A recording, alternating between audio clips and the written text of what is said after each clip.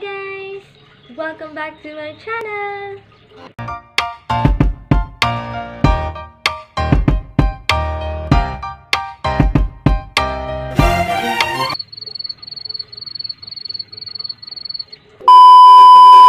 So in today's video, we are going to make another DIY! So ang DIY na gagawin natin ngayon ay pencil case holder.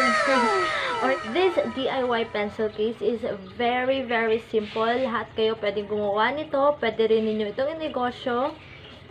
You can design it wherever you want. And also, pwede din ito pang gift. Lalong-lalo na, malapit ng pasukan. Pasukan sa internet. Okay, so, and also, okay. So, if you wanted to know how to make this precious yellow pencil case, let's get into the video. So, eto na po lahat ng makailangan natin sa project na ito. Isang felt paper, zipper, glue sticks, scissors, glue gun, and a yarn, or pwede kayong bumili ng bagong yarn or yung mga tira-tirang yarn lang kasi hindi naman masyadong madami yung magagamit natin. Big needle and a bottle. So this is only for reference only, ang bottle na ito. So yung bottle na ito ay le mineral kasi gusto ko kasi straight kasi siya dito. Okay, so without further ado, let's start. We are going to cut this bottle hanggang dito. Try natin kung kaya ba natin i-cut. Naku mga bata, wag kayong magta-try nito mga bata. Mas maganda humingi kayo ng tulong sa mga matatanda. Yung mga may edad na. Oh, so easy to cut. Kasi mineral bottles are, hindi siya thick. Tada! Ayan, nakita natin ang ating bottle. Teka, ikakat ko hanggang dito Kasi nandito kasi yung Tada! Hindi siya perfect, but it's okay. Now, okay, first step. Ganyan. Tapos talagyan natin ng mark. Circle natin yan. So, done. Naka-circle na tayo. Now, it's time to cut. Hindi kaya ng gunting natin, bes. Hindi ako nakabili ng bagong gunting. Sobrang tipid natin. Oh my God, kailan pa tayo matatapos na itong gunting? I'll be back. A few moments later. I got new scissors. Ay, parehas lang. Oh my God. A few moments later. Ayan. We're done. So, make sure na mag-leave kayo ng extra space dito. Mga 1 cm lang. Ganyan. Now, we will be needing 2 of this. Okay. So, let's cut another one.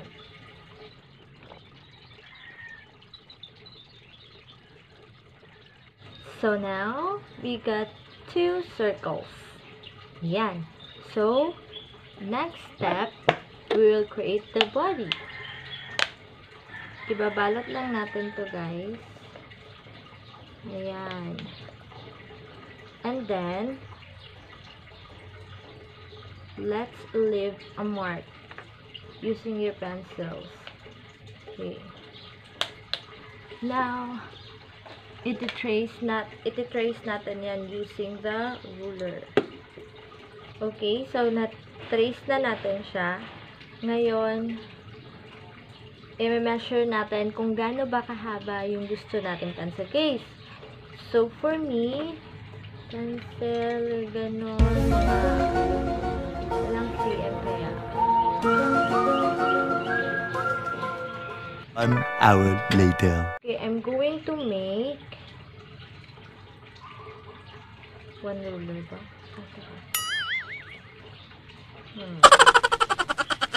One eternity later. Okay, so I'm going to make yung haba ng pencil case natin ay 20 cm. So, magmamarkahan na natin siya ng 20 cm.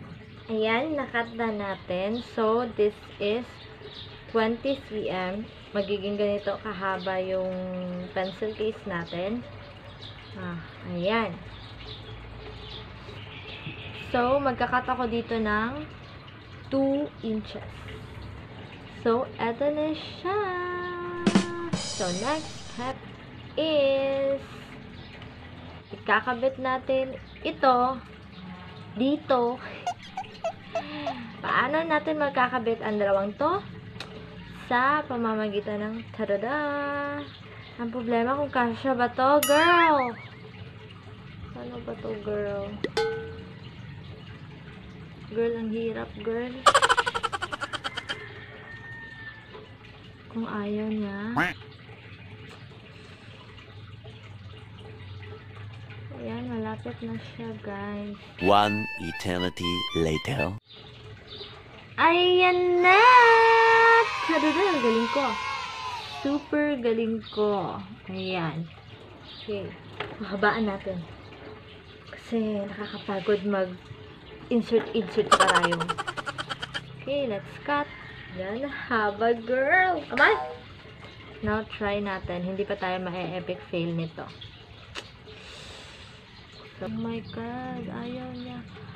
Ay. Hindi siya pumasa sa imagination ko, girl. Ayaw niya. Hihirapan tayo nito, girl. Baka bukas pa tayo matapos nito, girl. Kung glue gun na lang kaya, no?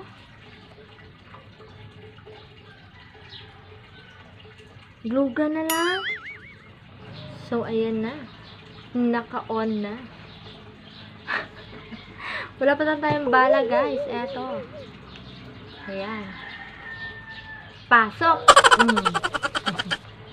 Okay, so guys, para perfect yung pag-circle natin, kaya ako nag-leave ng space dito. Kasi ikakat natin yan na maliliit. Ganyan, ganyan. Ayan. Nagkupit ko na itong isa. Gugupitin na naman natin itong isa habang nagpapainit tayo ng ating glue gun. So, we're done cutting. Now, it's time to dikit this part. Dito mo ilalagay yung glue. Ayan. So, hindi ko siya dito ididikit. Dito ko muna siya ididikit. Diyan.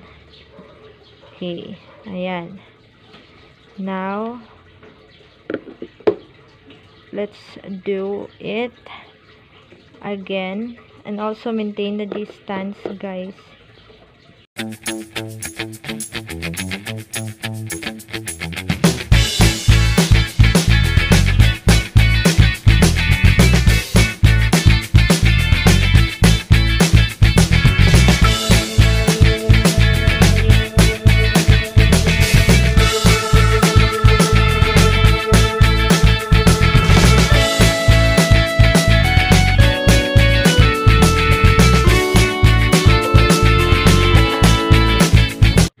Guys.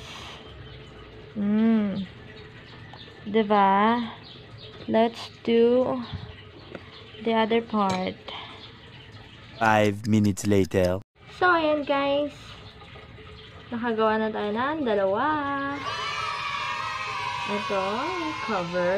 Tapos ito, hindi ko pa siya natatak. Kasi lalagyan pa natin sila ng zipper. Let's go. So, ayan. Dito tayo magsisimula sa back. Tatak na natin siya. You can also use fabric glues. Ayan. Meron na tayong zip-up. Oh my gosh. Now, let's do the other part. Tatak na natin. Okay, ito na siya. Let's close this na. Ayan. Okay, let's glue again and again and again and again. Okay, so here guys, hindi po pa siya natatak. Lagyan natin ng maliit na strip. Here. Ito, maliit na strip. Teka lang, liliitin ko muna ito ng konti. Ang edge. Kasi papasok natin yan dyan. Okay. Now, itatak natin ito both sides. Here you go. Then, let's glue them here. Okay.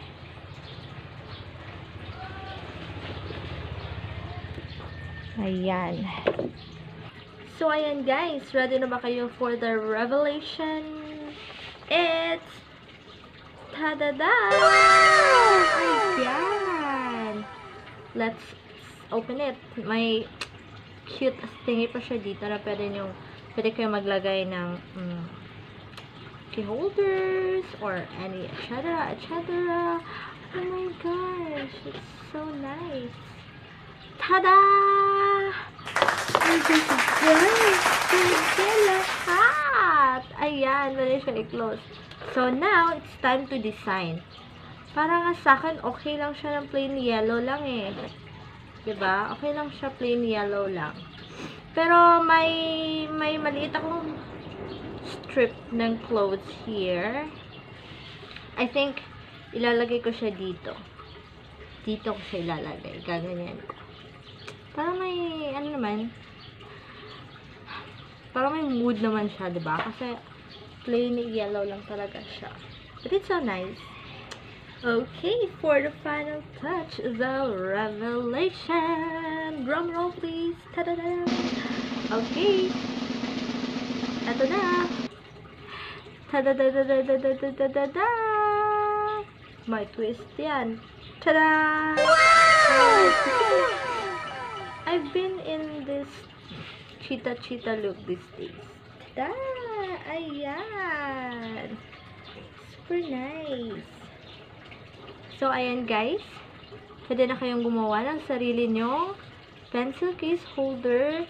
Actually, pwede din siya bottle eh. May! Ayan. Kahit anong ilagay nyo, pwede siya. Okay, ayan. I'm very satisfied. I'm very satisfied sa nagawa ko ngayon, guys. Super nice, super mura, super nakakatipid, guys. Pwede siya pang gift. Kasi yung mga handmade ngayon, mas bumavalue siya. Kasi ginawa mo siya with a heart, diba? So, ayan, alam niyo na kung paano gumawa ng DIY pencil case. Ayan, so, if you like this video, don't forget to like and subscribe and click the notification bell for more future videos. Goodbye!